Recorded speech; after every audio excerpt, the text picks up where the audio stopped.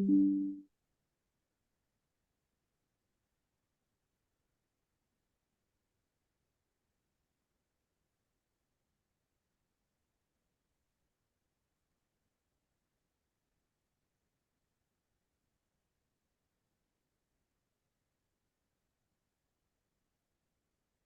evening, everyone.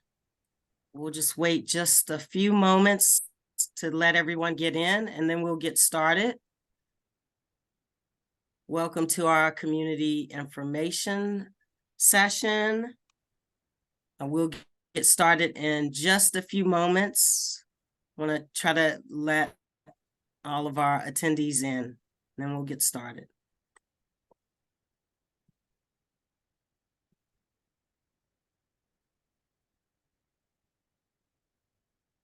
Good evening, everyone. Welcome to the community information session focused on our efforts to prepare students for democracy and citizenship through our Reframing the Narrative initiative, hosted by the Office of Community Engagement. I'm Daphne Kaiser, Assistant Superintendent for School Community Engagement, and your moderator for this event. During tonight's session, we will have school division leaders, higher education and community partners who will discuss the origins of the Reframing the Narrative initiative. We will explain how the project has evolved since inception and talk about the importance of these inquiry-based units to our social studies curriculum in kindergarten through 12th grade. Our goal for the evening is to provide information that will be helpful for our school community, such as discussing how this work relates to child development, the ability to build teacher capacity to learn about Indigenous perspectives and cultures, as well as utilize lessons to increase rigor in the classroom, build literacy and citizenship skills. In addition, participants will have an opportunity to ask questions at the end of the presentation part of the session. Tonight's agenda includes a welcome from Albemarle County Public Schools Superintendent Dr. Matthew Haas, an introduction of our panelists from the moderator, presentations from our esteemed panelists, question and answer session, and Dr. Irizarry, Director of Equity, School, Family, and Community Relations, will close out our time together with final thoughts and next steps. We appreciate you spending time to be with us. Now I will turn it over to Dr. Haas for the welcome. Good evening, Dr. Kaiser. Thank you very much for the introduction. And I just want to thank all of our ACPS leaders and our community leaders and partners for being here tonight to talk about this important topic. I would echo what you talked about in terms of student learning. In 1989, when I was going through my methods class to become a teacher, my professor, Dr. Denny Wolf, often used this expression. He would say, the less you cover, the more the students uncover. The less you cover, the more the students will uncover. And to me, that is the heart of critical inquiry for our students. They learn so much more when we put original source documents in front of them and other artifacts, and they begin to draw, communicate, and defend their own conclusions about our story, our past, and our present, and they, of course, are our future. So I'm really excited about this program tonight. I'm particularly interested to hear from our panelists. And so having said that, I'm going to turn things back over to Dr. Kaiser. Thank you. Thank you so much, Dr. Haas. We have a really great group of panelists joining us this evening, and they will each share about 10 minutes worth of information related to their diverse roles pertaining to the Reframing the Narrative initiative. So in a moment, I will introduce them in the order in which they will present. But before I do that, I did want to mention we do have Spanish interpretation. Ms. Rosara Gonzalez Munez, Equity Specialist, will be the interpreter for this session. So if that is important or necessary for anyone on the call, please do take advantage of this. We will also be recording this session, and information will be posted on our ACPS YouTube channel. You will have access to this for as long as you need to, and we will be sending it out to the community so that everyone will have an opportunity to watch, even if they were not able to attend tonight. Please feel free to put your questions in the Q&A function at the bottom of the Zoom. We will not answer them until after the presenters have had their 10 minutes to speak. We will take 30 minutes at the end of the session after all of our panelists have presented to answer questions. At this time, I would like to introduce our panelists. Starting us off from Albemarle County Public Schools, we have Ms. Neely Minton, lead coach for K-12 Social Studies and project manager for the Reframing the Narrative initiative. One of our higher education partners could not physically be with us this evening. However, we have a video from Dr. Jahari Harris, Associate Professor of Educational Psychology, Kennesaw State University. We have the pleasure of having 3 of our community partners join us for this discussion. From VTech, we have with us Ms. Kara Canaday, Chief Executive Officer for Virginia Tribal Education Consortium, or VTech, and Mr. Kerry Canaday, STEP Project Coordinator, Virginia Tribal Education Consortium, or VTech. From the B.F. Yancey School Community Center, we have with us Mr. Ed Brooks, Program Coordinator, and local government, Albemarle County local government, in Yancey School Community Center. From Albemarle County Public Schools, we have Ms. Kate Jerry, elementary teacher and diversity resource teacher, Broadus Wood Elementary School. So I'm going to turn it over to our panelists now, and we will come back in a short while to answer questions afterwards. Ms. Neely Minton, lead coach for K-12 Social Studies and project manager for the Reframing the Narrative initiative, you are first to present. In addition, Ms. Minton will introduce the video from our higher education partner, Dr. Jahari Harris, Associate Professor of Educational Psychology, Kennesaw State University. And Neely, before we start, if we could just have our interpreter today, Rosara Munoz, go ahead and speak in Spanish and let them know that there is a Spanish interpretation room.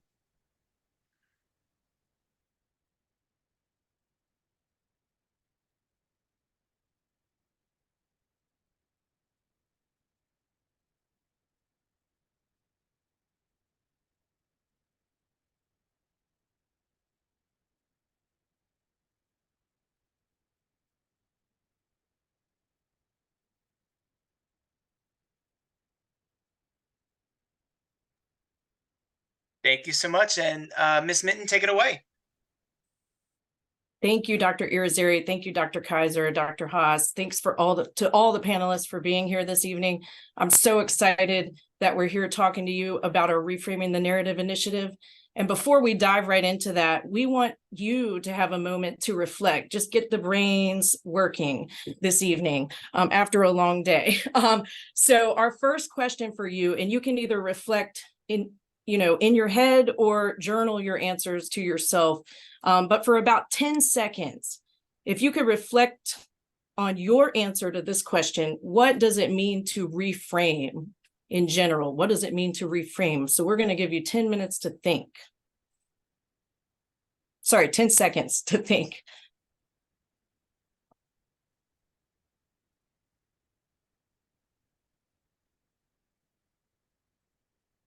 All right, so the topic tonight is reframing the narrative. So you've kind of thought about what it means to reframe. Now our next question for you is, what do you think it means when we say reframe the narrative? So again, take about 10 seconds to think to yourself or to journal something down.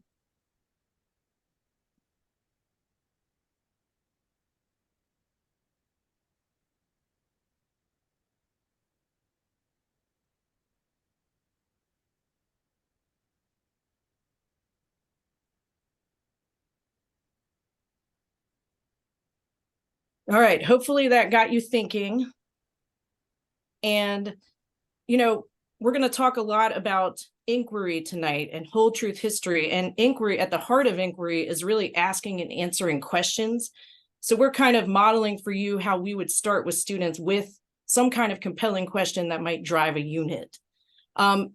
In front of you, you see the vision, mission, values, and goals of Albemarle County Public Schools. And I always like to start here because the work of reframing the narrative is grounded in this vision, mission, values, and goals statement. And we want you tonight to pay particular attention to the vision statement. So that's at the top left, the box in the top left corner. So take a moment, about 10 seconds or so, to read the vision statement in its entirety.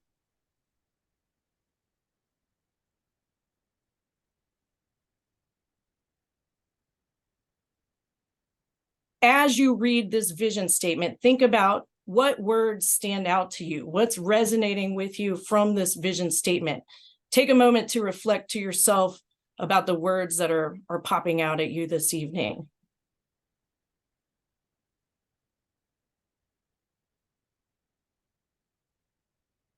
I'm pretty confident that we all came up with different words that stood out to us. For me, I've read this vision statement so many times, and I really value this vision statement.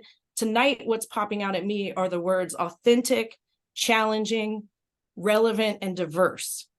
And so think about the words you chose this evening. And as we discuss reframing the narrative through the course of this presentation, I want you to return to these words at the end and really think about how well the Reframing the Narrative project aligns with the words that you chose.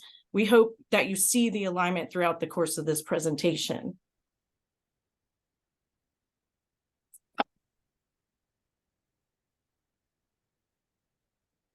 So there's a lot on this slide. If you look at the top, it says reframing the narrative, teaching whole truth history through inquiry.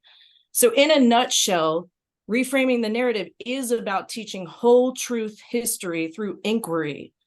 And I'm emphasizing the word inquiry because it's actually really significant. Because here in ACPS, we believe that how we teach is just as important as what we teach. So before we dive into the details of this, I want to take a moment to acknowledge my predecessor in this role, John Hobson, who really started this work in 2019 and actually a little bit earlier, alongside Virginia studies teachers and secondary social studies teachers. John secured a grant. He worked to secure a grant through the Charlottesville Area Community Foundation, and he partnered primarily with James Madison's Montpelier to undergo a 3-year process of creating a more inclusive, rigorous, and relevant social studies curriculum. Montpelier was the primary partner, but he also partnered with additional experts and community partners in both the professional learning and curriculum design phases of this project. Partners included multiple Smithsonian museums, UVA, and Facing History and ourselves. I personally stepped into this role in 2021 and facilitated the elementary Reframing the Narrative cohort.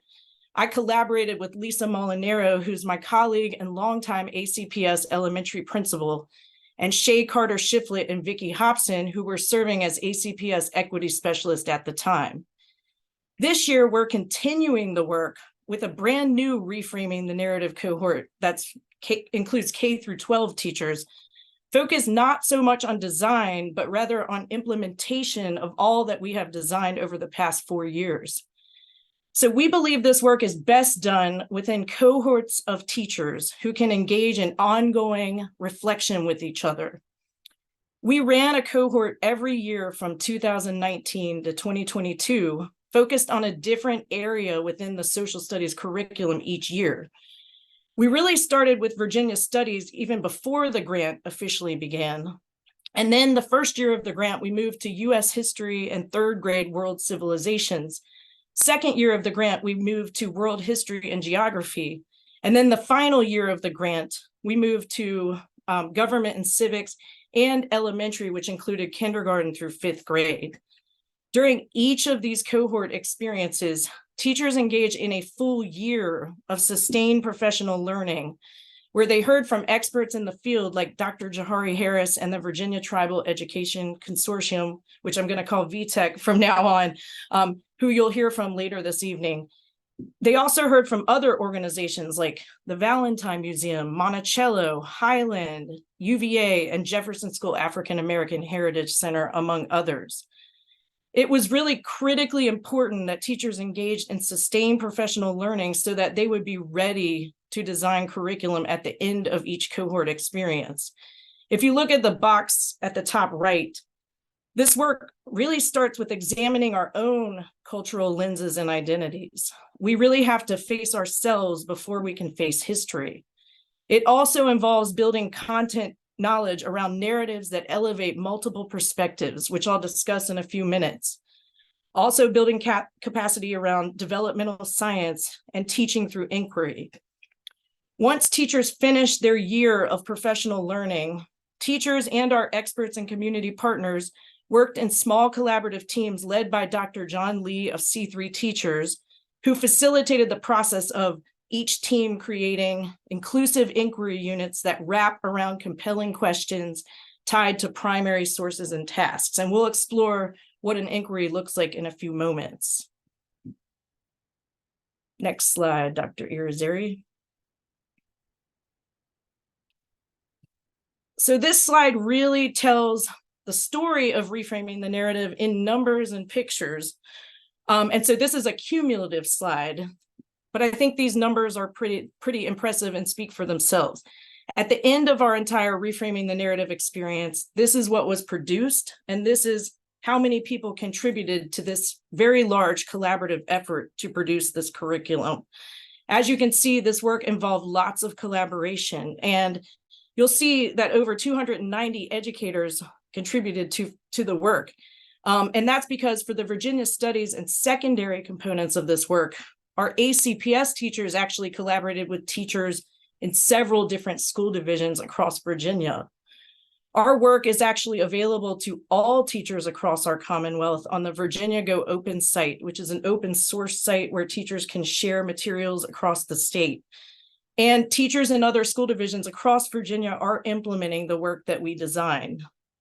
This is really a national and statewide trend with teachers across the state and nation raising rigor and increasing relevance by teaching through inquiry with their students. In these pictures, you'll see our teachers undergoing professional learning on site at James Madison's Montpelier and on site at the Jefferson School African American Heritage Center. And you will hear from the person in the top right-hand corner, Kara Canaday, in a few moments, who helped build our capacity around exploring Indigenous cultures and perspectives. This graphic synthesizes best practices in teaching whole truth history. And a personal note from me, when I first started the work as a high school social studies teacher, I will say that I mostly focused on that right side of the tree. My students and I spent a lot of time exploring injustice, unfairness, oppression, racism, etc. And I definitely don't want to discount those things, but I will say I've since learned more about how to prepare students for citizenship and democracy. And while it's really important to have students explore fairness, unfairness, injustice, and taking informed action, it's also equally as important to make sure that when studying people who have historically been marginalized, we also focus on their agency, joy, excellence, and resistance. And that's what I mean when I refer to narratives that elevate multiple perspectives. In ACPS, we strive to either do two things: stay fully on the left side of the tree or be on the left and right sides of this tree in balance. But we don't want to only be on the right side of the tree completely and solely, because staying fully on the right side of the tree doesn't actually honor the humanity and agency of people who have historically been marginalized. Next slide. This is the curricular vetting tool that ACPS uses and borrowed from Fairfax County Public School that also aligns with the image on the previous slide. Ultimately, this curriculum seeks to honor multiple perspectives, to invite students to think critically about power and positionality, to raise relevance, to raise rigor, and to build relationships. And obviously, we strive to be on the green side of this continuum. We're going for green. And I want to highlight the rigor piece because it's extremely important. And the reason inquiry is so important to us is that by framing instruction around compelling questions that drive a unit and inviting students to analyze primary sources and formulate their own personal responses to compelling questions, we're raising rigor for all students because we truly and genuinely believe that all students are capable of thinking critically and thinking deeply by analyzing sources, synthesizing sources, engaging in civil discourse around sources, and creating evidence-based claims. And all of this prepares students for democracy because in a democracy, when you think about it, citizens must be able to analyze sources, draw conclusions, engage in civil discourse, make evidence-based claims and arguments, and contribute to society. The cool thing about these inquiry units is that they also embed and build literacy skills, which Kate Gary will discuss later on in this presentation. Next slide. This is an example of what an inquiry looks like. This is a first grade inquiry that our elementary Reframing the Narrative cohort wrote. And this is a teacher-facing document that contains student-facing resources that teachers implement in the classroom through their daily lessons. This is one that a team of first grade teachers developed in partnership with several different partners, including Thomas Jefferson's Monticello, Dr. Jelaine Schmidt, and Kara Canaday, who's here with us today from VTech. If you look at the compelling question, it seems pretty simple. Should Virginia have a state food? However, when you dig deeper, I think you'll see that this inquiry really does hit the green part of the continuum and the left side of that tree, the image that I showed you. Each inquiry unit has 3 or 4 supporting questions that scaffold students' understanding toward the compelling question. So these are the supporting questions for this particular inquiry.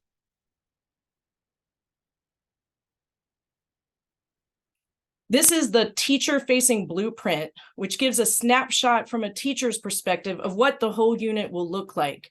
If you look at the top second down box, there's a staging or hook learning experience that draws students into the compelling question, should Virginia have a state food? If you look at the boxes horizontally, or actually let's look vertically first, you'll see that there are supporting questions. And if you look from the supporting question 1 down vertically, you'll see that each supporting question is aligned to featured sources and formative tasks. And if you look horizontally from supporting question to supporting question, you'll see that each supporting question builds to the next supporting question. But throughout the experience, the teacher has students return to that big compelling question that's driving the unit every day. In this particular inquiry unit, students will spend a day or 2 analyzing sources about indigenous food traditions in the 1600s in Virginia. And then they'll analyze sources about food traditions Europeans brought to the colonies. And then next, they'll analyze sources about the food traditions of enslaved Africans in Virginia. And then the last supporting question invites students to analyze images and descriptions that convey how the 3 different groups' food traditions interacted to create the food we have today. During this unit, students are discussing with each other. They're engaging in thinking routines that encourage deep critical thinking. As I said, each day teachers reintroduce and invite students to return to the compelling question, should Virginia have a state food? As students continue to build their understanding throughout the course of the unit. You'll see that there are formative tasks each day so that the teacher has a grasp of how students are building their understanding and progressing through the unit.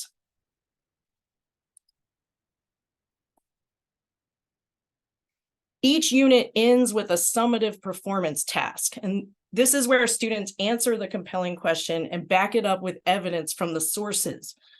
There's also a taking informed action component where students exercise some agency in their civic life to actually do something with what they've learned that will positively impact society. There's a lot of choice embedded in the taking informed action component. And these inquiries are meant to be to provide a structure for teachers, but not be overly prescriptive. So teachers a lot of times put their own spin on the taking informed action and leave that part open to what the students decide to do. There are suggestions there. You can find a complete list of our inquiry units here, K through 12. So at this point, I've given you a big picture snapshot of the Reframing the Narrative initiative. And now we're going to hear from Dr. Jahari Harris through video. She'll talk about the intersection between developmental science and this work.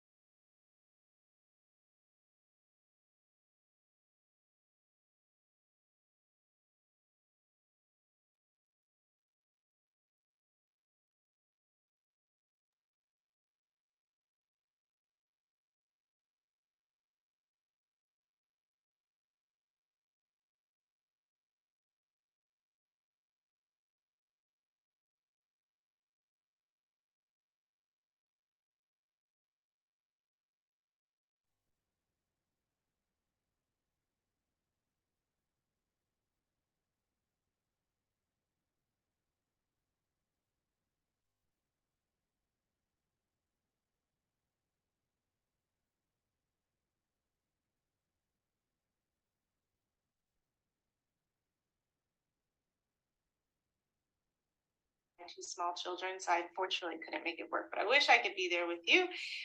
Thank you, Neely. My name is Dr. Jahari Harris. I'm an assistant professor of educational psychology here at Kennesaw State.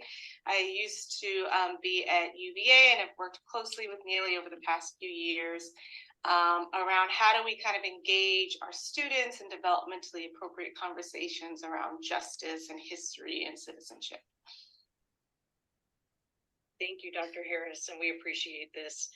So can you tell us, first of all, are young kids thinking about issues of justice and fairness, or are kids thinking about issues of justice and fairness? Yes, definitely. You know, there's been decades of research in developmental science that tells us that students are thinking about these issues and they're thinking about them in different ways. And so while an elementary school student, particularly our babies or younger ones, are much more concrete in the ways they think about issues of justice or human welfare, meaning it's much more immediate of how it affects them.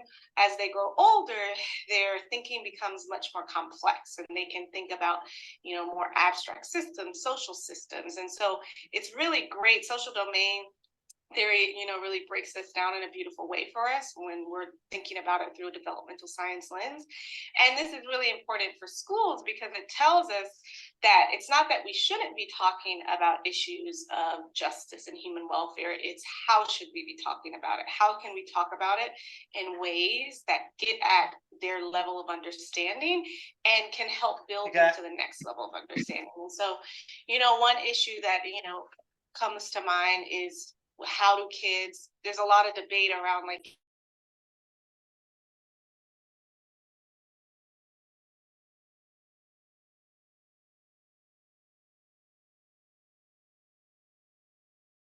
adopting ideas around race or racism, adopting, you know, there's been different studies and experiments showing that kids can engage in bias against like skin tone, against different racial ethnic groups. And so, you know, this research is important because it shows us that kids are thinking about it, but more importantly, that we can intervene and, you know, help develop students into individuals who really, you know, accept everybody around them, who accept people for who they are and treat people fairly.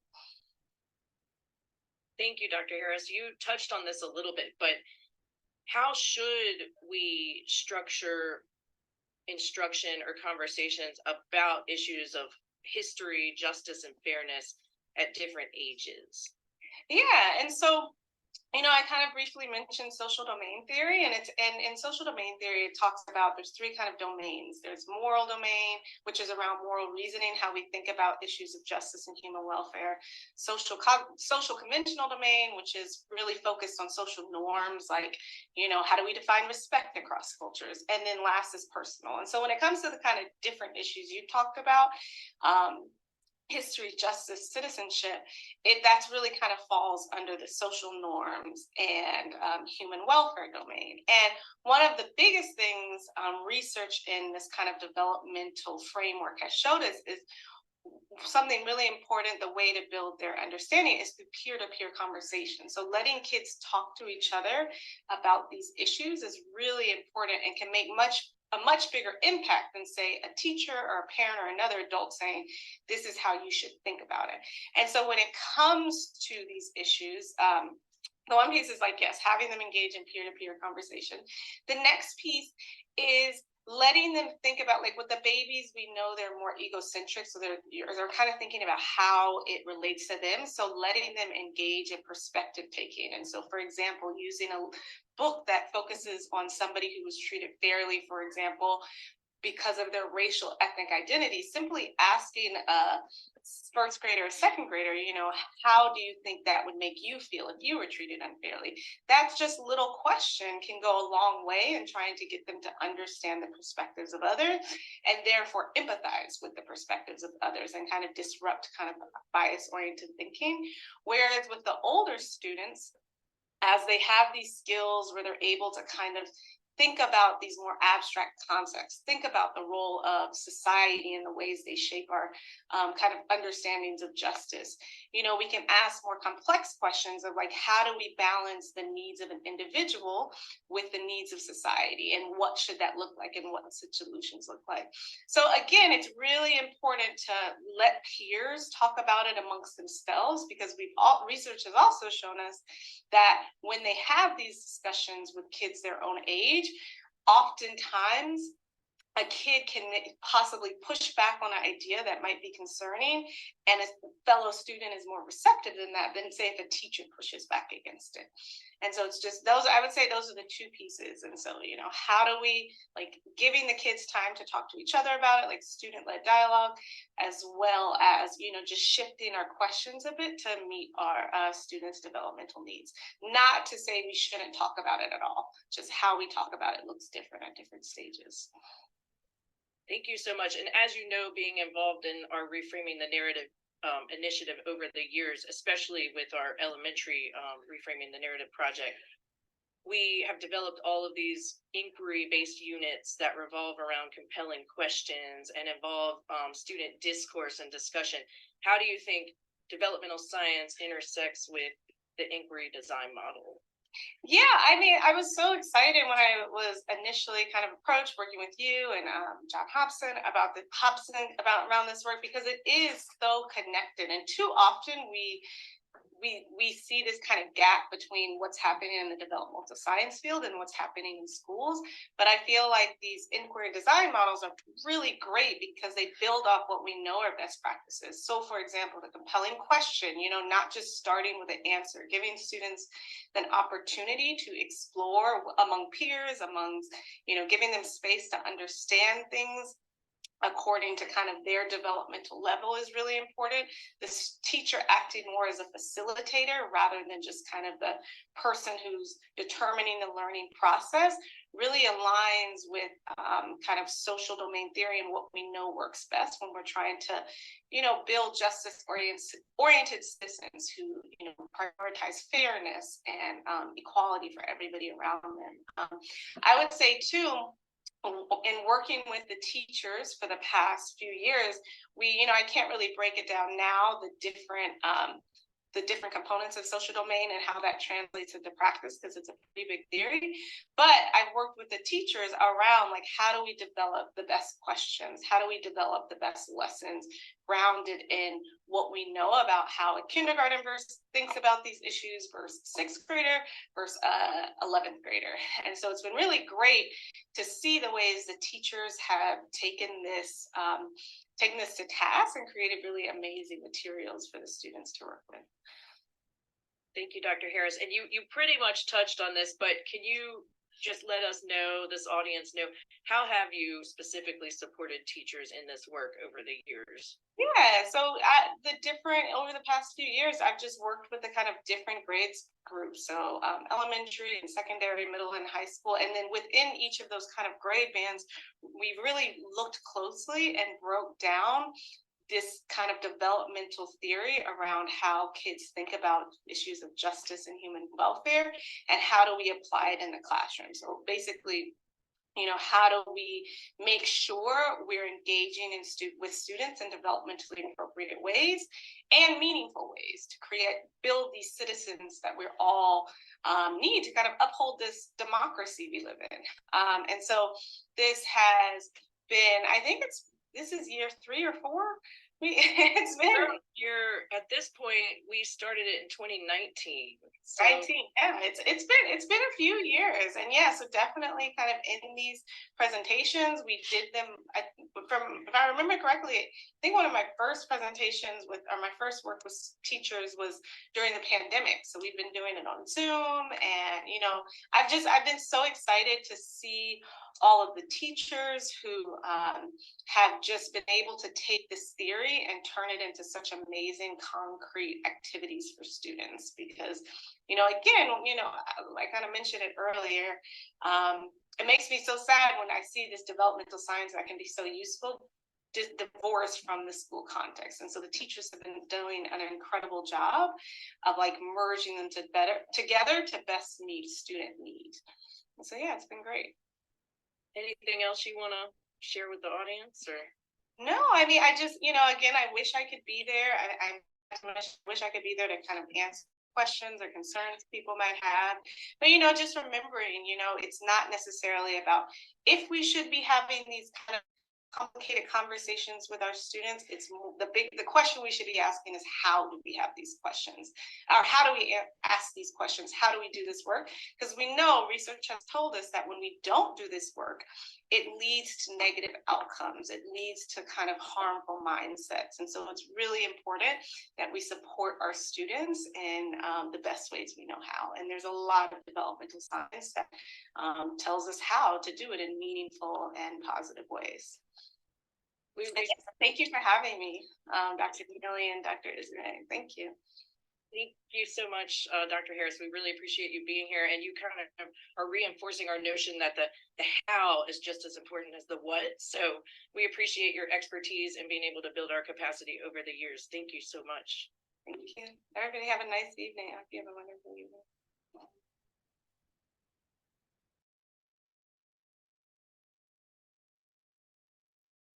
Thank you so much, Neely, and thanks to Dr. Harris for bringing us that information.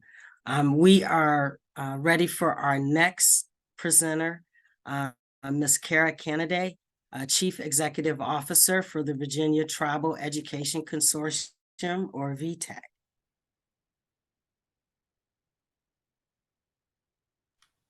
All right. Good afternoon, everyone. I hope y'all can hear me okay. So please feel free to point it out in the chat if my technology acts up today. So as we were introduced, I'm Ms. Kara Kennedy. I'm the CEO of the Virginia Tribal Education Consortium. And I know this is being recorded and everything, but just to let everyone know, I'm not sure how long I'll have this title. I'm about to drop down to part-time work with VTech, but I will still be there. So just wanted to throw that out there if you email me or anything within the upcoming weeks. And then a common question we get, are you two related? Yes, Mr. Kerry Kennedy is my father. This is the third job we've actually worked together. So prior to joining VTech, he and I both were teachers. We taught together in 2 different districts. So very excited to have him on board with me this afternoon. So he had formerly served as our State Tribal Education Partnership, or STEP, project director. He is moving on to another grant that we have, which we can go to the next slide. I'm going to talk about our grants a little bit. I think it's the one after. Yes. So I'll back it up before we start talking about our grants. So the Virginia Tribal Education Consortium, I know some folks on this call may be aware of who we are, some may not be. So to sum it up, we are the tribal education agency for the Commonwealth of Virginia. We are the first and only type of tribal education agency, or TEA, of its type in the United States, being that we serve all 7 of Virginia's federally recognized tribes. So, in other states throughout the United States, you'll find one state may have 3 tribal education agencies, being that 3 tribes have their own separate TEAs. So, we are trailblazing over here in Virginia. We have a board with 2 representatives from each tribe. So, that is how we make sure we get that input there. So, if you were not aware of the federally recognized tribes in Virginia, they are listed on the screen. I'm not a death by PowerPoint type of person. But my dad and I both are citizens of the Chickahominy tribe. Our headquarters are located in Charles City, Virginia, which we were both pretty much born and raised. So we can go to the next slide.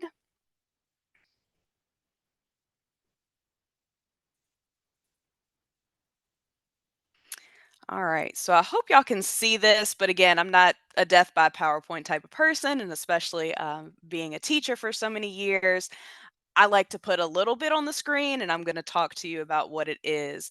So I like to share our timeline with folks. VTech is still extremely new. We have gained a lot of momentum very, very quickly. So while I am so happy to receive a lot of emails on the daily asking if we can do X, Y, and Z, we don't yet have the capacity to really do all of the activities that folks want us to do, but it is our hope to really branch out and be able to satisfy any need that somebody may come to us that they have. So we actually began in 2019 with a TEDNA grant. We also speak in alphabet soup a lot. My background was special education, so it was a good transition for me. So the Tribal Education Department's National Assembly, also known as TEDNA, we have some contacts here in Virginia with the folks at TEDNA. They're located in Oklahoma. And our former chief of the Upper Mattaponi tribe, Mr. Ken Adams, he got with the folks at TEDNA that he was friends with.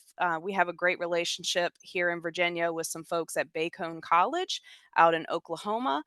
That college actually has a lot of history with our folks here in Virginia. And my dad, Kerry Canada, is also a graduate of Bacone College.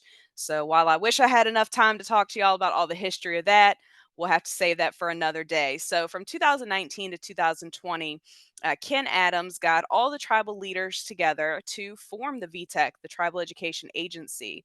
At that time, he was only able to secure 5 out of the 7 tribal leaders to form VTech, but that kind of served as a springboard to get us our STEP, or State Tribal Education Partnership Capacity Building Grant, in 2020. So that grant did just end the last day of September. With that is really how I got started on this work with Albemarle. So we had 2 main goals with that grant. The first one being to recruit and retain educators, and the second to promote work-based learning experiences. So when I first started working with Albemarle, I was working with Lars Holstrom as the equity specialist, and we were able to get in contact with Neely. Lars said, "We've got this great initiative, Reframing the Narrative. Really, what y'all are doing with the recruiting and retaining educators would go right along, go hand in hand with this initiative." And he was absolutely correct. So, with this grant, we were able to go into the classrooms or the school systems in general to provide professional development for Virginia's educators. With that recruiting and retaining educators, there's also an additional clause to that sentence, but we really wanted to recruit and retain educators that were equipped to meet the needs of our Native students in the areas of language, culture, and history. So when I said language to even start off my intros with Albemarle and other school districts as well, it's initially shock. People think we want our educators in Virginia to learn the Algonquin or the Sioux language or traditional languages in Virginia, or the Iroquois language. But that is not what we were trying to do.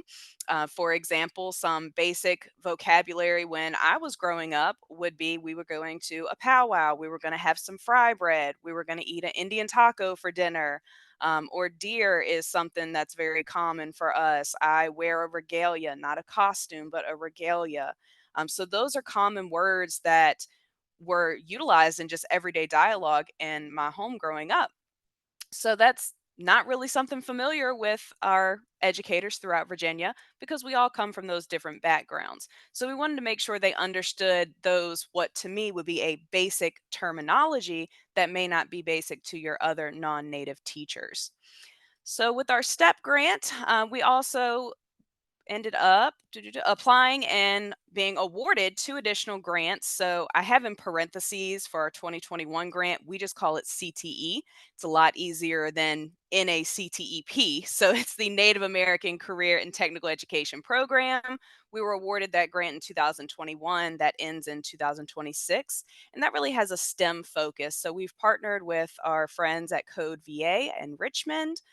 They have been able to host a few different STEM events for us. More recently, we had a critter code, is what it was called. The kids got to make little pom pom monsters and they put it into a video game and were able to code and make the critter move throughout the video game. So that was pretty cool. The kids were very interested in that. Prior to that, we had a high school initiative where we only had 2 participants, but they are a lively duo. They are best friends. So, with it only being 2 students, they were really able to focus on whatever STEM endeavor they wanted. So, they decided we want to start a podcast. So, Code VA helped them to really figure out what they needed to put in place to do a podcast. VTech was able to fund some materials for them, such as a laptop. That's really first and foremost what you're going to need. I mean, that's got a camera, that's got your recording features, just your basic startup for that. Then we also have our NYCP or Native Youth Community Project. We were awarded that grant in 2022, another 5-year grant. So we have that through 2027. And that is a big focus on college and career readiness. And I didn't put the partnership under CTE, but we are partnering with ACT to assist our students in that college and career readiness. So with that, we are able to assist them with ACT test prep, ACT test payments, and we also offer the Work Keys Assessment and the National Career Readiness NCRC certificate. See, a lot of acronyms. So with the NCRC, students are actually able to go straight into the workforce and say, hey, this is my National Career Readiness certificate. These are the skills I possess. And the employer already knows, okay, this student has this math skill, they have these workplace document skills. I'm trying to kind of layman's terms it because it is the NCRC is a very heavy lift if you're not familiar with it. But this actually kind of gives our students a one up, being that our current government in Virginia is really wanting to move to a skills based practice with work based learning. So we are very excited to be able to offer that to our students. So going back to the work we've done with Albemarle, we can go to the next slide. I don't really think I put anything else in there. Nope. Okay. So I'll just touch on a little bit more of the work that we've done with reframing the narrative. So I was very excited to start off and do some professional development with the teachers at Monticello. I was able to just really do a basic, like I mentioned, the words that were common in my household growing up. We offered a table of books for teachers to look through that were either Native American centered and or written by a Native author, because as we all know, it's very important to have these diverse books within our classrooms. Then I was invited to come do that inquiry based model um, that Neely had shared earlier. I actually got to work with the teachers on that, and oh my gosh, they blew me away because with that inquiry based lesson, they wanted to know, well, cornbread is a staple in the Native American heritage, but it's also a staple in the African American culture. Who had cornbread first? So then we kind of got into our own deep dive of Virginia's food and just what food came from where. Carrie has a picture. I should have put it in this slide, of course. He showed it to me earlier today. But we also, on a presentation that he's done with teachers, have a map that shows the trade of what foods and things were sent to England and what things were sent to the New World from England. So that was a good time as well. And then, Carrie, I think did you do a session with Albemarle or no? I did. You did. I've been Okay, to you want to touch on yeah, that? some of the schools. So under the STEP program, I was able to go to schools and speak with different schools. So I actually went to Charlottesville, and the children there were amazing. I actually showed the slide, and all I had on it was a picture of the woods and the river. And this was after doing the presentation with second graders. And I asked the kids, what do you see when you look at this picture? And based on what we had already discussed, this one kid comes up with, I see their Walmart. And I was like, you see what? He sees, I see their Walmart. And I was like, could you explain that? He said, well, it's got the water where they got the fish and the clay for the pottery and the shells, and it's got the cattails that they used, and explained how everything there provided everything that our people needed. One of the things that I would like to really emphasize to the teachers is when you're teaching on Indigenous students, we are the only race of people within this country that have to prove that we are who we say we are. Kara and I both have our tribal IDs. I joke with a lot of my Black friends a lot of times because they'll say, you know, turn in your Black card, and I'll show them my tribal card, and it freaks them out that we actually have a card. But it is documented history of our ancestors so that they know that we are who we say that we are. Also, Neely showed earlier the slide where it was talking about the food. And I sent you a message too, Neely. I don't know if you saw it or not. But on, I think it said Source G, it was talking about Indian corn. Well, back then, all corn was Indian corn because that's where corn came from, the United States, or from the New World. And most of the time when people hear Indian corn, they envision the multicolored corn. That's corn from the Southwest. Our corn was yellow corn. It was the regular yellow corn. So making sure that you're being authentic with what you're teaching students is very important. Also, when you go to get a speaker, make sure you get somebody that is from an acknowledged tribe. There are so many people who say that, well, I was told that my great-great-great-grandmother was a full-blood. Well, Kara and I have proof that ours were. And you have to prove it. You can't just go by oral history on a lot of these things. And there are a lot of people who are pretendians. They like to go around and tell people that they're Indian, but they're not. And they will tell you all sorts of foolishness, and people will believe it because they don't know any different. So make sure you can verify your source. That's extremely important, that you can verify your source. This reframing, our story has never been told from our point of view and how we learned it. And that's very important for people to understand. And when people try to say that we're trying to change history, I'm sure when Germany was reunified, the people in East Germany felt the same way when they were being taught things that they had never been taught because they weren't taught what happened with the Holocaust and, you know, other things that Germany had done. Same thing with us. Our story needs to be taught, and it needs to be taught accurately. So I'm hoping that, you know, your teachers, educators, that you will get reliable, documented sources when you are speaking on Indigenous people. When you're teaching on the Algonquians, the Powhatan, well, we said the Powhatan chiefdom. We don't say the Powhatan Confederacy. But let me tell you right now, we did not live in a longhouse. It was not a longhouse. It was a Yehaken. Cherokees did not live in Southwest Virginia. Cherokees never lived in Virginia, but yet that's in the social studies book, the 4th grade social studies book. They never lived in Virginia. So make sure that you are able to verify what you are teaching. Kara, did you have anything else? Thank you so much, Kara and Carrie. Next up, we have Mr. Ed Brooks from the Albemarle County Local Government. He's the program coordinator for Yancey School Community Center. Thank you very much. I appreciate that and for being a part of this. And also just reflecting back 2 summers ago when we were invited into the inquiry process, and you know, being a former elementary school within the Albemarle County School District and now a community center as a part of local government, It is a new experience, but one of the things that those that worked on the history and the transition always wanted the community center to be reflected as the Benjamin Franklin Yancey School Community Center. So that's why I started with this particular slide. What I do also want to talk about is 3 L's as we go through this. And if Neely or one of you all could also just find like one of the inquiries that actually did have Yancey in it, I will follow up with that at the end. But the first one is just learning. I attended the Benjamin Franklin Yancey School in elementary grades, but I had the privilege of that.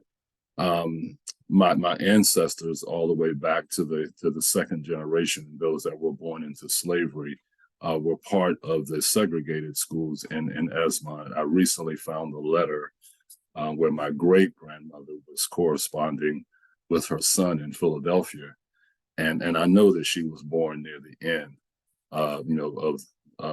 right before the Civil War started.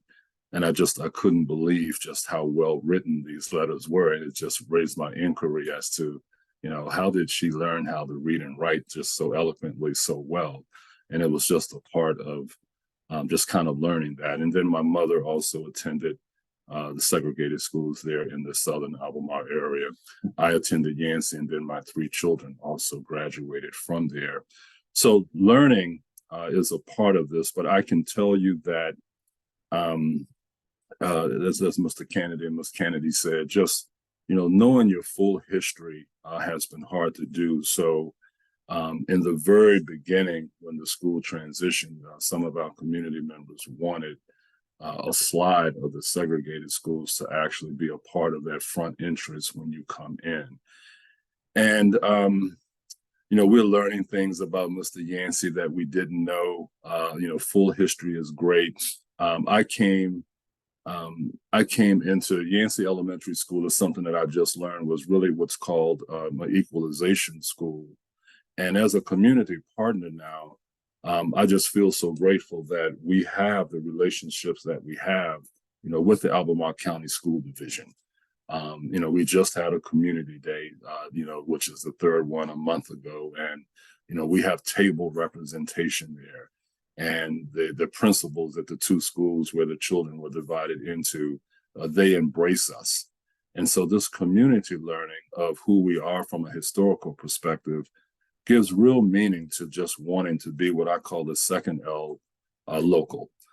Before I started in this particular position, I actually worked for Monticello and Highland on the guest services side for a while, but then I was also historical interpreter / guide just before I came over. So understanding, telling the full history is real important because, when I came up, you visit Monticello when you're in Albemarle County Public Schools Division, but, you learn the dominant history part of it. And I was privileged to be there when the Sally Hemings exhibit opened, along with the Getting Word room as well. And to see all of the students come in and to actually go and learn about who Sally Hemings was within the context of our presidential leaders is very interesting, because when they debrief afterwards, and I think some of this helps that the teachers have maybe done a little bit of prepping before they arrived, but the questions are about, more about Sally Hemings, which is interesting from the student perspective, is that with all this that they just learned about the president this and the president that, they want to know more about, well, what happened to Sally Hemings? And I just thought that was just so, it was so interesting that students of the elementary school grades were like, I'm intrigued by this story. And then, as someone just mentioned as well, the whole part of the narrative of enslaved people in America is no longer just an afterthought. It is a part of embracing this as a part of who we are as Americans. You could go to the next slide. I would appreciate that as well. Yes, this past winter, the UVA, the Special Collections Library, had the Holsinger exhibit. For those on the line, this is just pictures of African Americans in and their Sunday best is what that was all about. But Harriet Yancey, who was the spouse of Benjamin Franklin Yancey, also just had her very own exhibit. We had a great turnout that day of Esmontonians who wanted to come out and just learn more about the Holsinger exhibit. But Regina Rush, who is a native of Esmond, took time to give us a special exhibit on Mr. Yancey. And these were things that we didn't know about him when he was a trustee in the New Hope Baptist Church. And he was also very active in the Oddfellows Club. And just his records, his house was dismantled and someone actually has built a new house there, but his records were saved. And all of his letters and correspondence with people in Esmond, as well as his wife, have been digitized in the Albert and Shirley Small Special Collection. So this was a neat day to just kind of find out more as we talk about full history, to learn more about this man who actually only lived 45 years, was born in 1870 in Howardsville and died in 1915. But in those 45 years, he just accomplished so much that just lives on today as far as legacy is concerned. So as I spoke about learning, I also talk about local. And again, this is where Albemarle County Public Schools have embraced several community organizations, the Jefferson School and, Monticello and Highland as well, but, Yancey Community Center and Riverview Farm, to just talk about some of these local leaders. And some of them have their names on the schools, Virginia L. Murray. And to the degree that you can within, the SOLs, still there's a desire to talk about, what can we learn about local places and local buildings that are actually still standing today. And that takes us to the part that I want to, kind of wrap up with. The final L is leadership. When I saw the questions that, these elementary school students were being forced to talk about, that's developing leadership. And I say this in the context of, we live in a community where we have a leadership university. There are a lot of local students who grow up that do go to the university. There are a lot that don't. And I can tell you that even in my community, it has a history of activism, people that actually fought through for, civil rights. And I'll go back to my mom in just a moment as well. But I can say that today, I don't have a lot of my contemporaries that I went through school with that are interested and able to actually debate and input on, just community building. And that's because we didn't have this type of learning unless your parents actually just kind of brought you into it. You were just kind of like, rinse and repeat type of answer things, but nothing that was really making you question things, how to argue points. And so when I spent the 2 days in this particular educational inquiry learning, I came away with, this is going to be valuable because, as Neely said earlier, it's not about taking the talented 10th, and they've always been able to kind of learn it and get it, but it is about trying to share, building more ability to be able to think through things and to question things and to ask you like, well, what do you think about this? Because the students in the back of the room didn't get asked what they thought about things. They just didn't. And that shows up now as adults. And so this has just been so important from this perspective. If you could go to the next slide as well. This was just recently, and talk about community, but Yancey received on behalf of Albemarle County the Juneteenth proclamation. And I won't go through all of these people who are in the pictures, but several of them are community leaders in their own respect. Some of them are Albemarle County, parent leaders, and that's my wife there on the left there. So she came out to support as a former Albemarle County employee. But Juneteenth, just the fact that we could bring people together from all of these groups of community leaders to say that here's a proclamation that we want to recognize that as a county that we recognize this day. That's full history. It is a national holiday, but on a local level, are we talking about Juneteenth? Right before we go into the major celebration of July the 4th. And so I love this picture because these are some of my former colleagues, my good friends, all the way around. And to me, we're all here on the local level trying to reframe the narrative of Charlottesville and Albemarle County. And then the final slide as we wrap up. We did have a dedication for the Yancey Heritage and History Project, and this is in the hallway. That's not all of it, but this is one of the main pictures of actually a two-room segregated school that's still standing today beside the Chestnut Grove Baptist Church. This is the Chestnut Grove segregated school, and half of the people that are in this picture are actually still alive today. And so that brings it home when we talk about local history, reframing the narrative, when there are people that are actually still alive that went through this whole part of segregated schooling.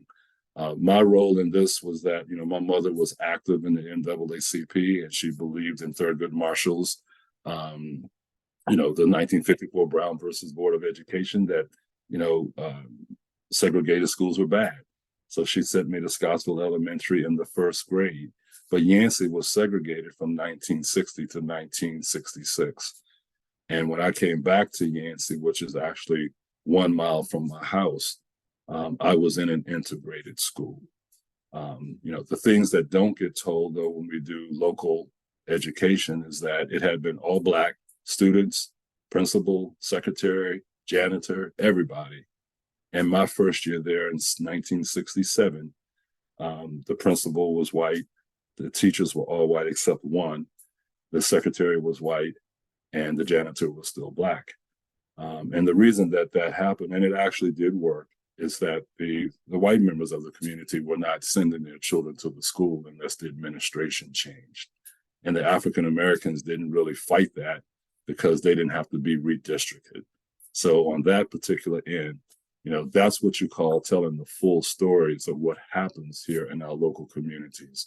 And there's so many things that can be learned from those.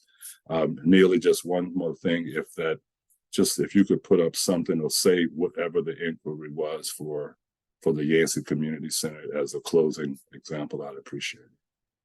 And actually, Ed, I think Kate Gary, who is on this call, she's going to talk about the inquiry first thing in her part. So okay, thank you so much.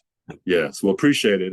That's my wrap for participation in the project as a local community organization. And I know that the others, definitely feel the same. I've done the Charlottesville tour that the Jefferson African American Heritage Center does. And, as we wrap around the mall and then come up by Lane High School, now Albemarle County local government building, public schools, it's fascinating. So I commend you, applaud you, and appreciate you all for what you're doing with actually leading in this on a state and national level. Not to mention going to PVCC and participating in the part of trying to rewrite the social studies curriculum for the state. That was an amazing evening. There was a lot of people there, and everybody was presenting arguments at their finest. And I got a chance to do that as well. So thank you so much. I appreciate it. Thank you so much, Ed. Lastly, we have Miss Kate Gary, elementary teacher and diversity resource teacher from Broaduswood Elementary School. Hi, everyone. I'm Kate Gary, Broaduswood Elementary School. I participated in the Reframing the Narrative and was lucky because I was very inspired by the Yancey Community Center and its sort of place in our community history. And Mr. Brooks was gracious enough to lend his wisdom to our inquiry. So the inquiry that I wrote with my team was about how to transform a community. Our compelling question is, what is the best way to transform your community? We look at government, we look at community organizations, and we look at education, and we did so through a local lens. And really sort of ties in this inquiry, and this example right here ties into how the inquiries work within a classroom setting. I think what we work to do as teachers is embed within these inquiries literacy skills, rigorous habits of thinking, and also discourse that is relevant to the students. So in this inquiry, one of our goals was to make this idea of transforming a community relevant to our students by really bringing it into a local level and talking about multiple perspectives and all of this agency and joy that we have within our community and the way that this is making a difference. So what the students do in this activity is this board here functions as a choice board. There are links to videos. One of them is Mr. Brooks explaining what the Yancey Community Center is all about. There's one on Loaves and Fishes, the SPCA, and Daughters of Zion Cemetery. And as they're doing this, we are reinforcing literacy skills by building an idea of how to write a summary and how to summarize information you've learned.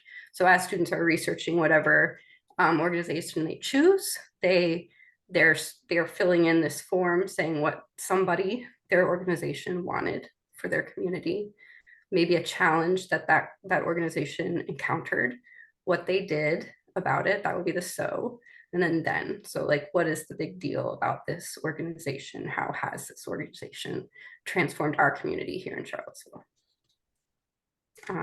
So then next slide. Another thing, sorry, didn't realize that was a link.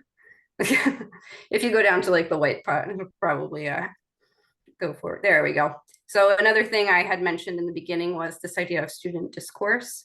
So one of the ways that we do this is through a thinking routine called See, Think, Wonder.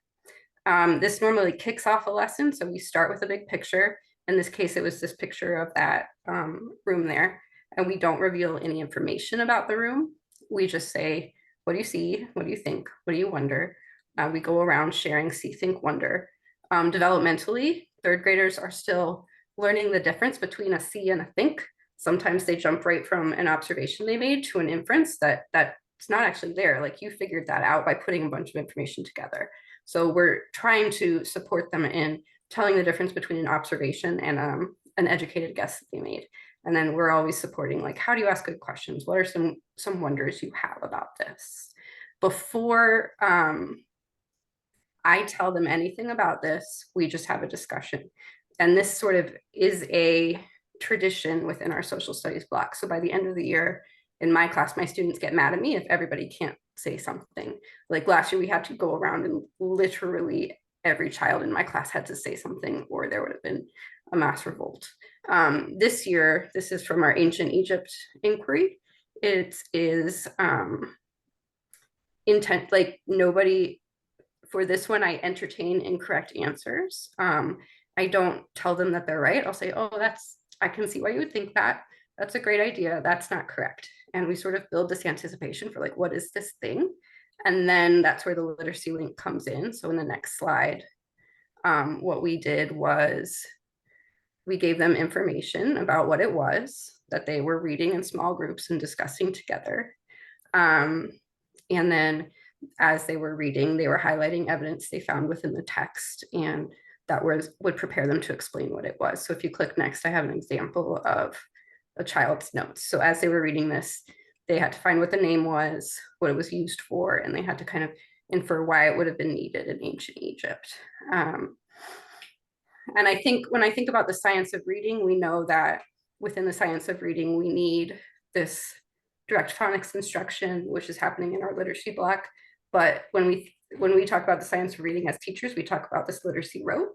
And one part of the rope is that phonics instruction, and the other part of the rope is content knowledge and vocabulary. And just knowing a lot of stuff about the world is how you understand books. So knowing a lot about ancient Egypt and what was happening there through this process is sort of feeding into that side of the literacy rope in the science of reading. Next. Again, with the literacy connection and SOL within third grade is that students need to be able to write a paragraph with a thesis statement, supporting reasons and evidence, and then be able to explain their evidence. So as our wrap up, we ask them to answer our compelling question, and we link it to the idea of how would you write a topic sentence. So we say use these rules for writing a good topic sentence to answer the question. And we are very intentional about telling our students every inquiry, almost every day within the inquiry, I don't care what your answer to the question is. These questions are intentionally debatable so that students are not being told what to think, but they're taught this process of how to think about those ideas and be able to defend that idea with evidence. So the question for our ancient Egypt inquiry is if they think the flooding of the Nile River was good for ancient Egypt or not good for ancient Egypt.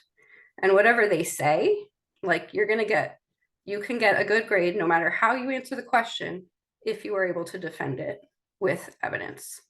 So then I have some examples of different answers to the questions and their topic sentence. So here's one child, they wrote, after sort of this lesson on how to write a topic sentence, the flooding of the Nile River was both good and bad, but I do think the benefits outweigh the costs. And in that sentence, I also learned we need to work on apostrophes, but I thought it was an excellent topic sentence.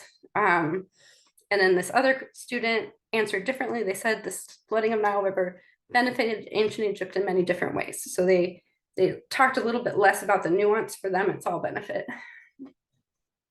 And that's that slide. We're also looking at conjunctions right now in writing. So how do you take a simple sentence with one predicate and one subject and combine it to make it more sophisticated? And then within social studies, we are supporting that work by practicing different types of conjunctions.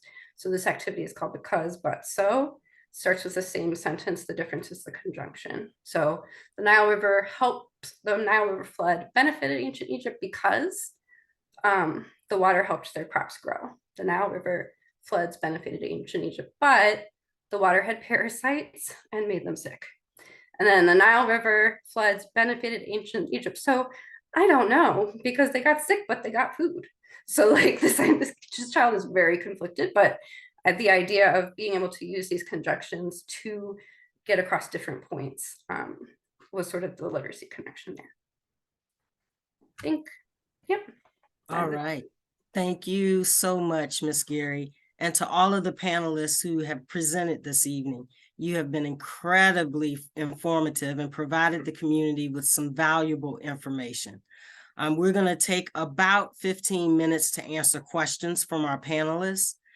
We have a few come in through the Q&A function at the bottom of the Zoom, and feel free to keep sending those through, and we will answer in the order that we are receiving these.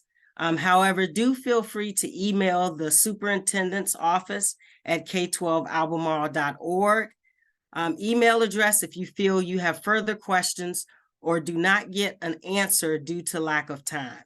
I do ask that if anyone has a question related to a specific school situation, that you touch base with school personnel as opposed to school division personnel.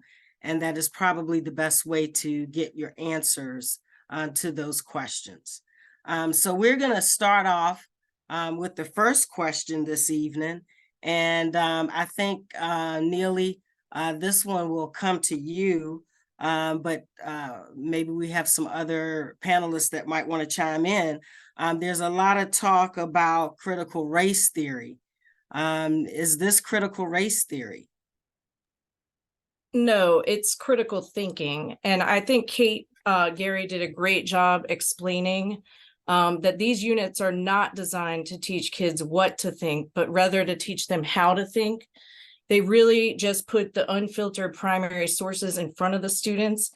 And then students are, the teachers acting as facilitator for students to draw their own conclusions and make their own arguments and evidence-based claims. And when I'm reflecting on this curriculum too, it's really, in my opinion, a very hopeful curriculum, because throughout these inquiry units, students see the agency that folks exercised in the past and present.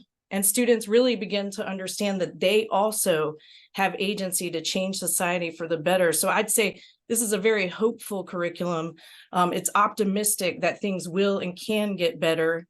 And again, it invites divergent points of view, which we think is critically important for students to be members of our democracy. If anyone else wants to chime in on that, that'd be great.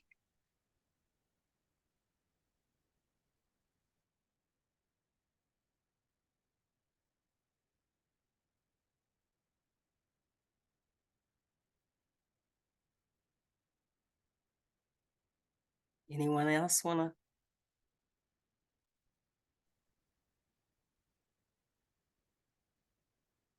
Ed, did you have something you would Since like to we're add? reframing, I just we said need to who's reframe how people think well stated. about yeah. what they consider critical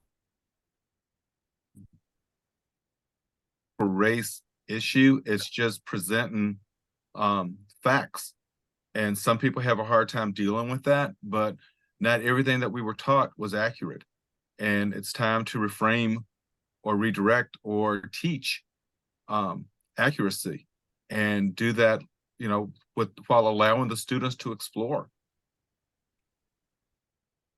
Thank you, Carrie, for that. Ed, did you have something that you would like to add? No, I think that Mr. Kennedy kind of said it well. You know, when you go through and find out that this part of a person's character, their life, you know, has kind of been omitted, and it has relevance on the experiences of other people, particularly marginalized people. I think living in a democracy, that these things just they have to be shared, and the children actually do embrace them. And I just think in terms of just being a truth teller, because children always want to know, is this a lie or is this the truth, and is it fair? And they ask those questions at pretty early ages. They ask parents too. So yeah, you gotta shoot it straight as much as you can. All right. Thank you, Ed, for that. Neely, I think this is another one for you as well. Can you explain how our high school students are earning verified credit through their performance on these inquiry units? Yes, definitely. So in high school, we teach 3 common inquiry units. And the cool thing is that we're teaching 3 common inquiry units anyway in high school. But the Virginia Department of Education has actually given school divisions the option of using the summative performance task of each inquiry unit, along with other classroom created assessments, to measure student progress in order to award them a verified credit for a course. I realize verified credit's kind of jargony, but it basically means in social studies, students need to verify one of their social studies courses by passing the course and the associated assessment that used to be the SOL test for their graduation requirements. Now, we're not giving students the traditional SOL test in any of our high school courses, but rather using our 3 common inquiry units, summative tasks, to be able to award students credit for the course. If you have a student in high school and you're on this webinar, you will probably see, you should see grades pop up into PowerSchool as an assignment for students, so you know how students are doing. And if you click into that particular assignment, it'll take you to a description that explains what that inquiry assignment was and how the students did, how we converted their score on the assignment to a grade in PowerSchool. So you should be able to see how your student is doing, how your child's doing on the 3 common inquiry units throughout the year. And the one thing about this that I want to emphasize is this really isn't new. It's new in high school that we're using this for verified credit, but we, the VDOE eliminated the SOL test in 3rd grade, US 1, which is 6th grade, and US 2, 7th grade several years ago. And we've been doing a similar process at those grade levels for the past few years. So we just kind of rolled that process into the high school process. And we believe this is a much better assessment and really more accurately gauges student knowledge and understanding and skills, rather than just a multiple choice SOL test. So we're super excited about it. Our kids did really well last year. In fact, I want to brag about Monticello High School. They closed their achievement gap with English learners, multilingual learners last year. So our multilingual learners performed just as well as all of our other learners at Monticello, and those teachers, the department chairs of social studies and English, ESOL, they've been doing professional learning for all of our secondary social studies teachers across the division so that we can continue to eliminate those gaps across the division. In World History 1 and World Geography, we got above 90% of our students earning a verified credit last year, which was a vast improvement from the SOL test. So I really believe by raising rigor for all students, we actually ended up closing gaps and performing better than we would have with, a lower kind of just knowledge-based SOL test. Thank you, Neely. I think the next question is for you as well. Our participant would like to know if all of our ACPS teachers, are they currently in the process, or will they receive development training in these methods? Yes, so all of our ACPS teachers have been trained in teaching through inquiry. The newest part of our curriculum is our K2 inquiries that Mr. Brooks helped to develop, and Ms. Canaday and others helped to develop alongside teachers.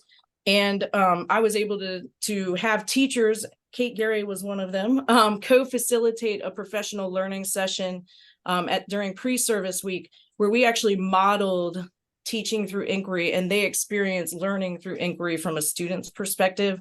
They were able to dive into the inquiry units and unpack them. And then they also are doing that in their PLCs, their professional learning communities, with their teams at school.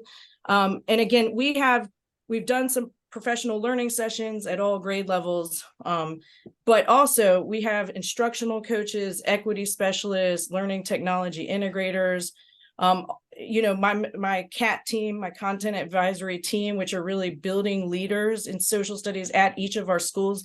And they also can help provide support to teachers in real time with the teaching through these inquiry units. The other cool thing about these units is each of them contains teacher-facing resources that are really helpful to build teachers' knowledge before they go into an inquiry. So some of our elementary inquiries and even some of our secondary ones include links to things like the Teaching Hard History framework for Learning for Justice, which gives teachers ideas of what vocabulary to use when discussing slavery, for example, and things like that. So there's professional learning embedded within the teacher-facing unit plan itself.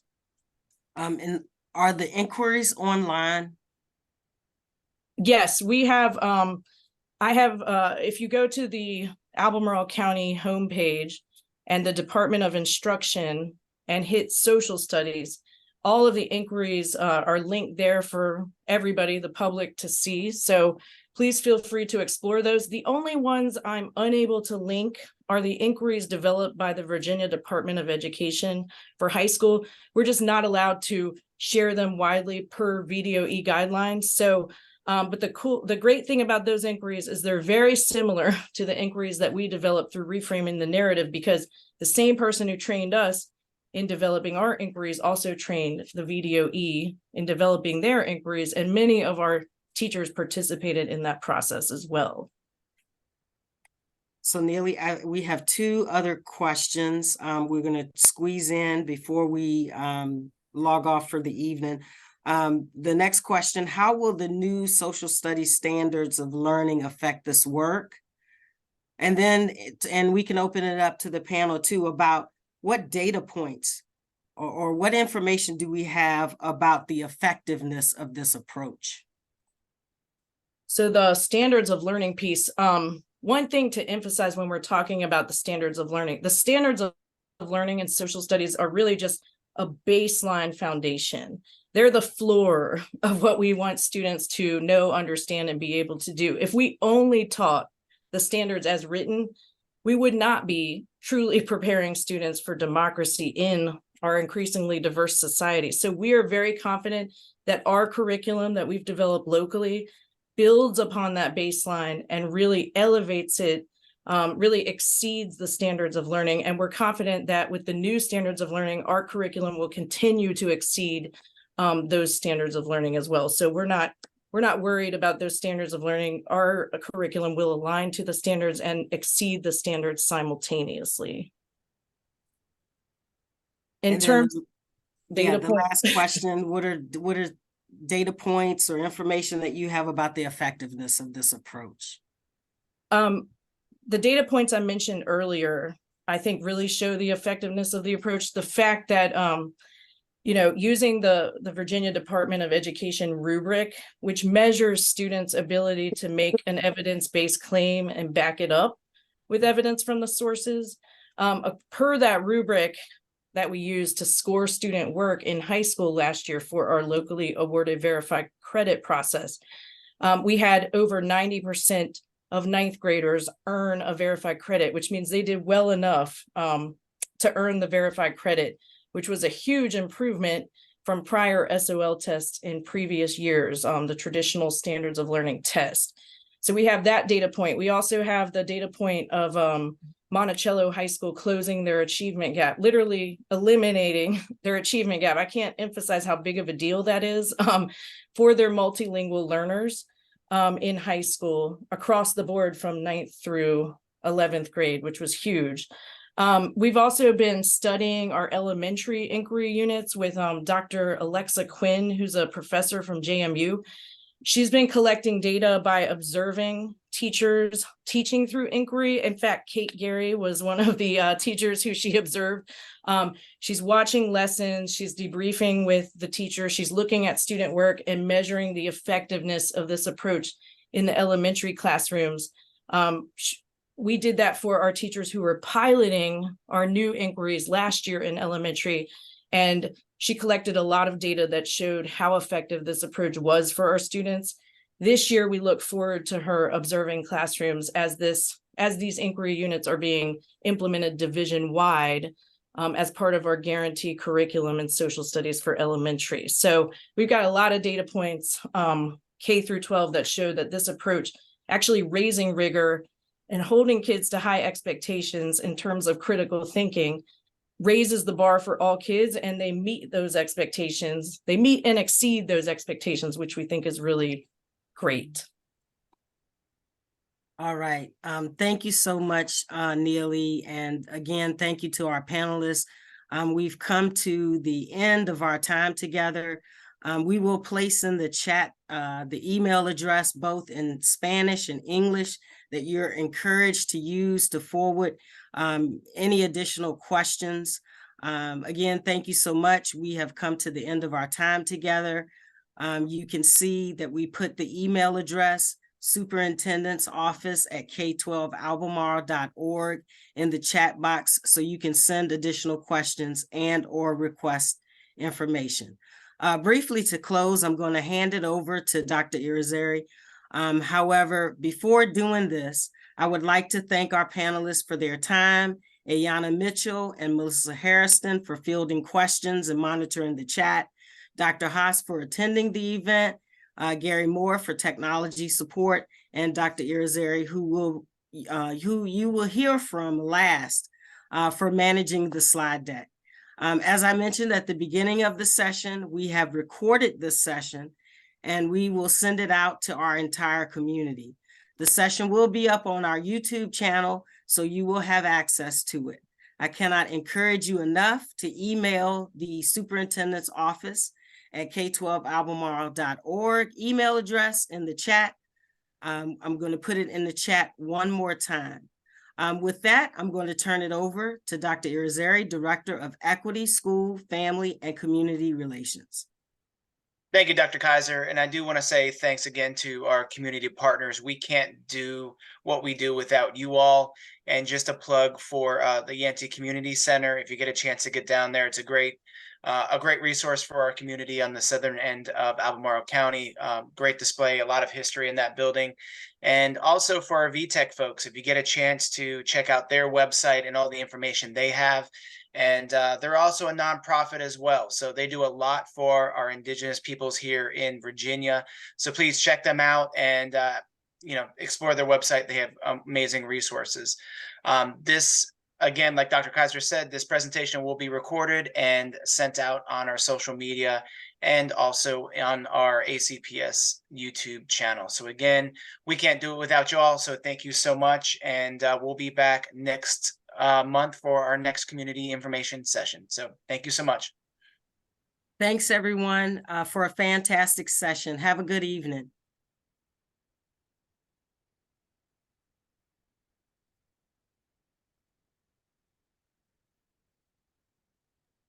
That was awesome. You guys did a great job. Neely answered all the questions, though.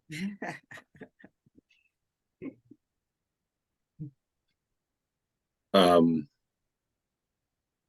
a community perspective, one of the things that we do operate under at Yancey is something called the integrated service model.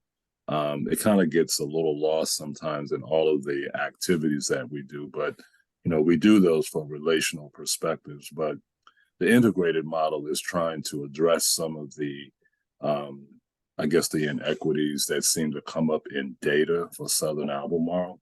So it's 4 things.